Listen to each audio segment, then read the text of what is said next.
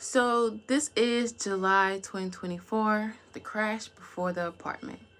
So by July, everything in my life was getting worse. The drugs, the people, the deception. It was like every day pulled me deeper into a pit. At work, I had a manager who deliberately degraded me. That's the job where I was taking pride in, like with the key holder job. Yeah, she treated me like trash. No matter how hard I worked, she always found ways to humiliate me. And at the same time, the friend that I had at the shelter, my roommate, she was turning very obsessive. She wanted to take control over me. She felt entitled to my time, my car, my energy. And if I had any other friends, if I talked to anybody else, she'd get jealous and visibly jealous. And it was toxic. But I stayed silent. It was toxic, but I stayed still because I was still stuck in people pleasing. So, the boy I let sleep in my car, he he spiraled out of control.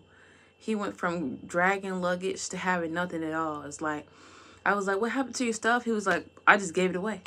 And I was like, "You gave your stuff away? That's the all you had left. And you gave it away?" And he actually did. He started wandering the streets, losing himself to whatever warfare was eating him alive.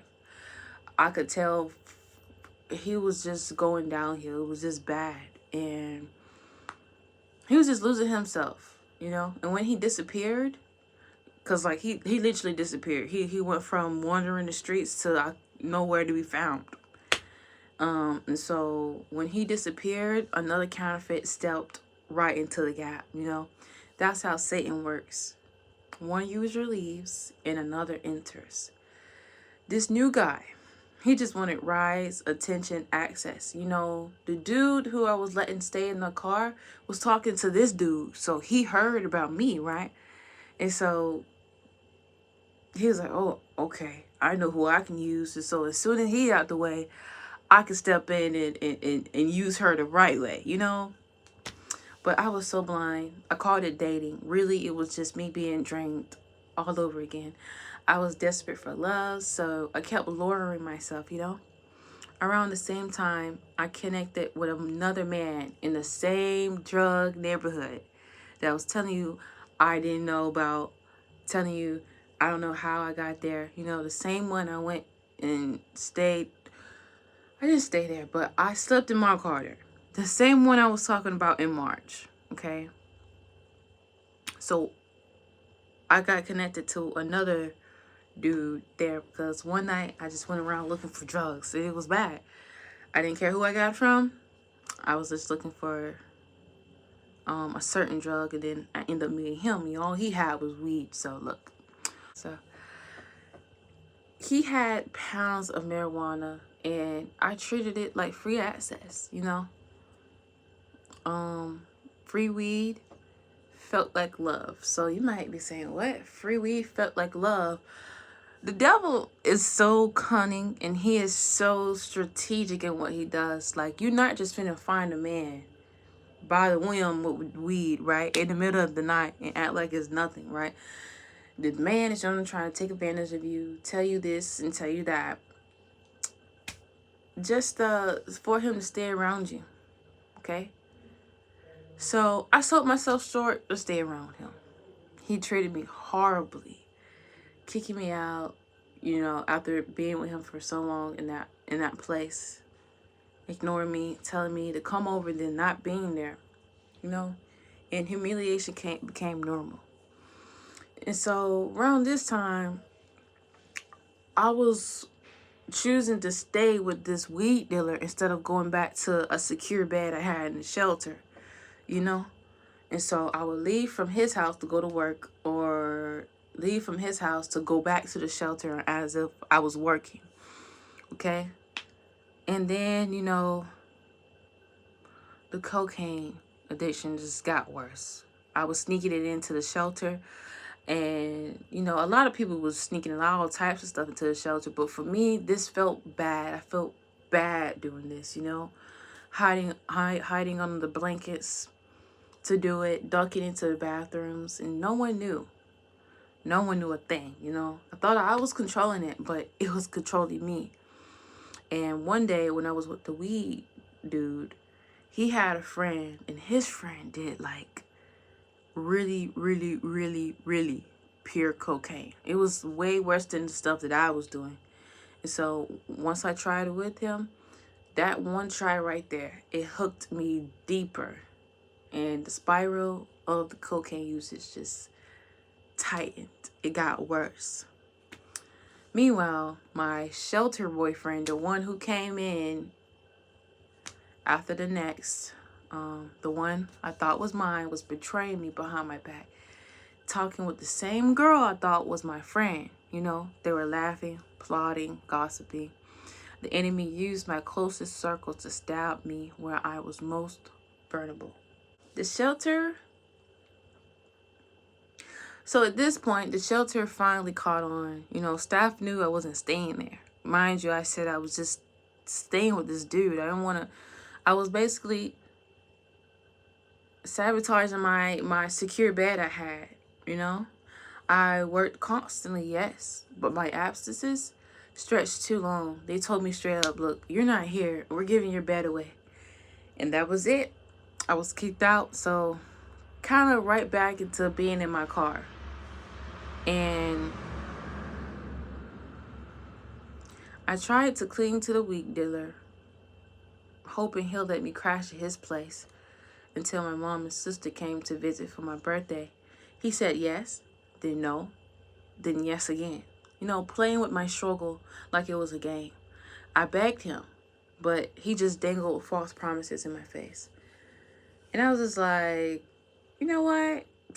It's fine. I got a car, so it's not like I'm be out on the streets for real. So I just left him alone. Because at this point, it was really sad at the way he was treating me, and I felt horrible. So the shelter boyfriend that I had, who came into the spot, like who came right after the other dude, was spiraling too. He even robbed his mother's house one night. I was unknowingly picking him up after a robbery, you know, and I didn't know this. I didn't know he just robbed his mama's house. He's saying, oh, this and that, lying to me, manipulating me, acting like I'm just picking him up. But long story short, I was picking him up right after he just robbed his mama's house. But thank God his hands was covering me, because I could have gone to jail with him without even knowing, because I am accomplice. You know, I just came and picked somebody up after a robbery. I could have went to jail that day. And that same week, you know, me and him, we ended up breaking into an abandoned house to sleep. Not because I wanted to. He wasn't feeling comfortable sleeping in my car. So I was just like, okay, let's do it. So that's how low it got. Like, no bed, no shelter, just two broken kids laying on dirty floors. And so,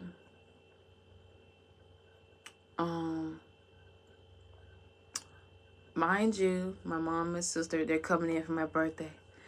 My birthday was July the 29th, and from like July the 25th to the 20, hold on. I want to say I was in my car for about 4 days before they came and visited me. So when my mom and sister flew in for my birthday, everything felt awkward. You know, I haven't seen them in months. I lost weight from the drugs. I looked different. My hair grew longer. But inside, I was emptier than ever.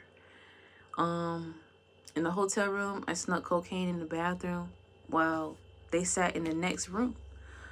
You know, and I was telling myself, like, on my birthday, I'm not going to vape, I'm not going to drink, I'm not going to smoke. But the pictures I took that day showed the truth. Vape in hand, lies on my lips. Sin is still running through my body. I even left my mom and my sister in a hotel to go chase weed in that same old neighborhood. That's how much control they had on me.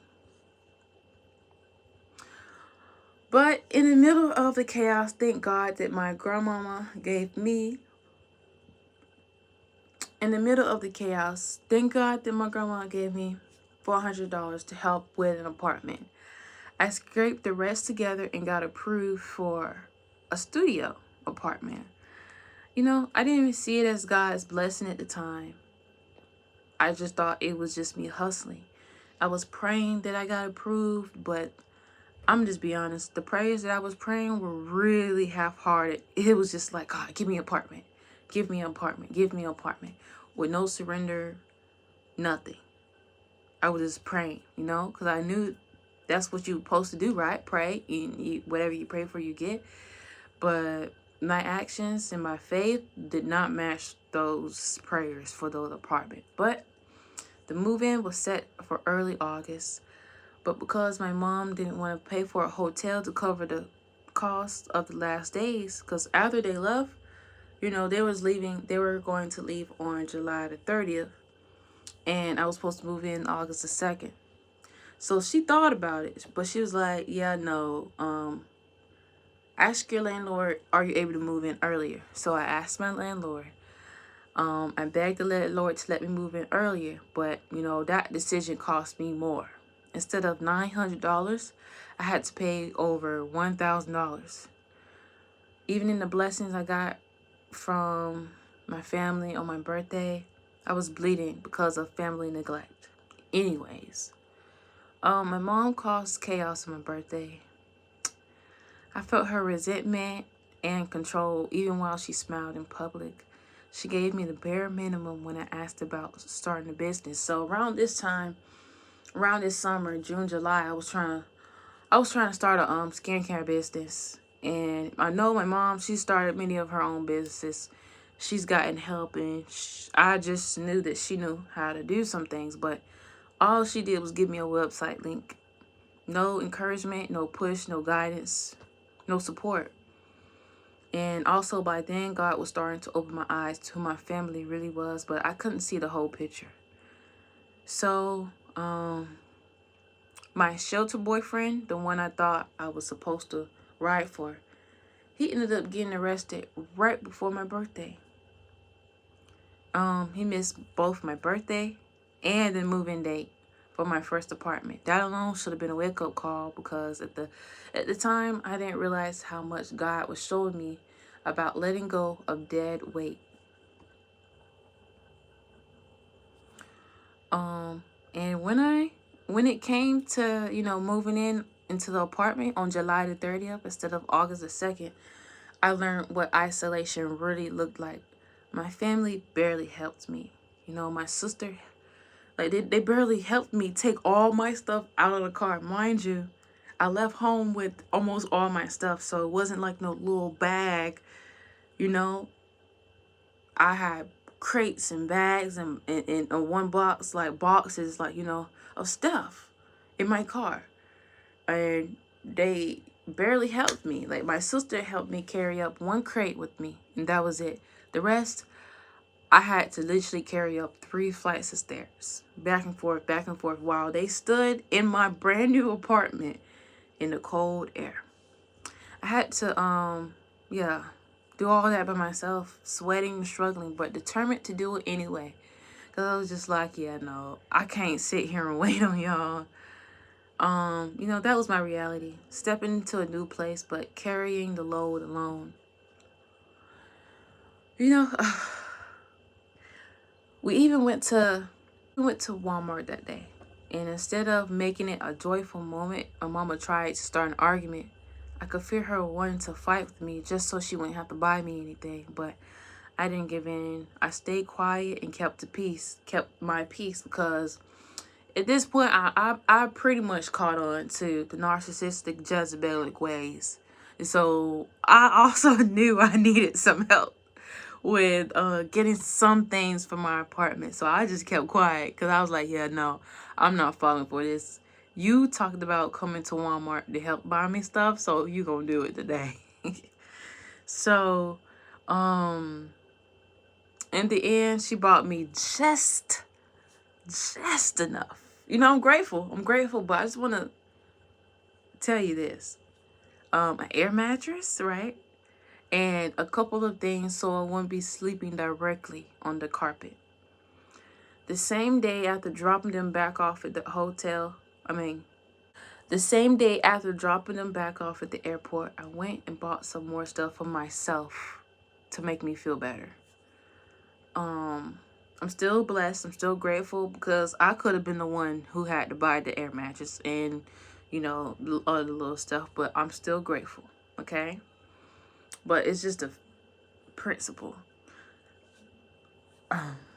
So, later on, my mom sent more stuff to the house, but it was after the fact, like way after the fact.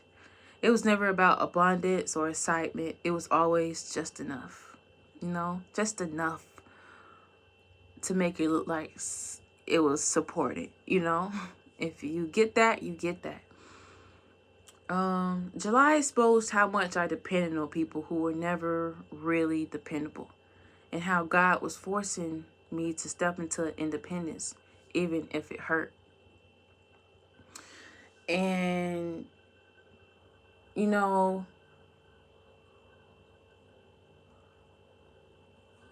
so what I got from July was sin deepens silently.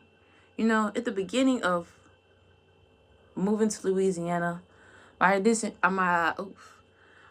the beginning of moving to Louisiana, my addiction wasn't so strong. I felt like I had so much control over it, but I was slowly beginning to lose myself.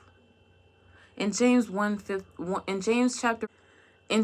1:15, it says, "Then desire, when it has conceived, gives birth to sin, and sin, when it is fully grown, brings forth death."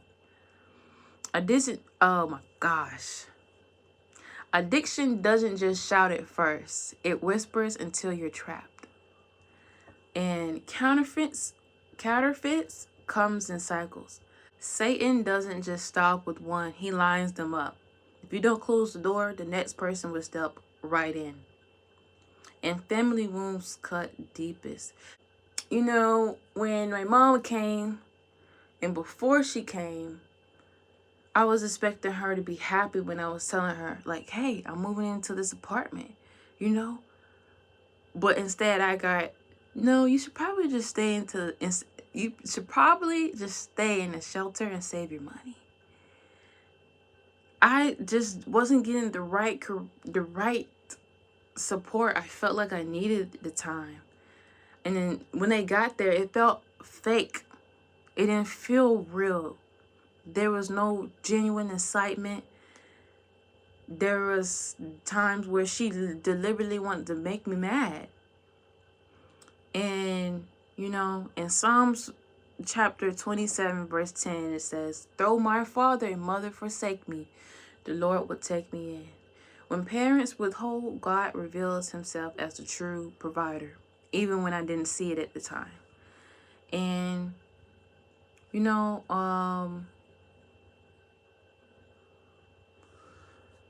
enabling isn't love.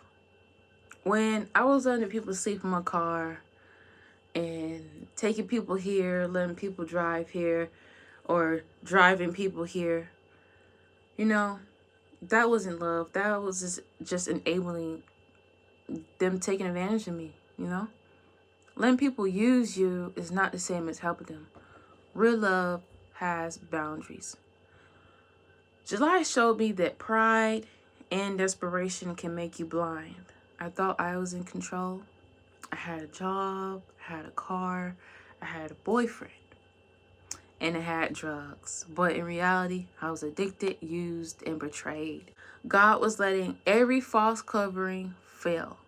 Friends, men, family, so that I could see the truth. No one could cover me but him. Even in my mess, he kept me alive, kept me from jail. He even put the keys to a new apartment in my hand. July was my collapse, but by the end of the month, I had no real friends, no peace, but I had one thing, a new apartment.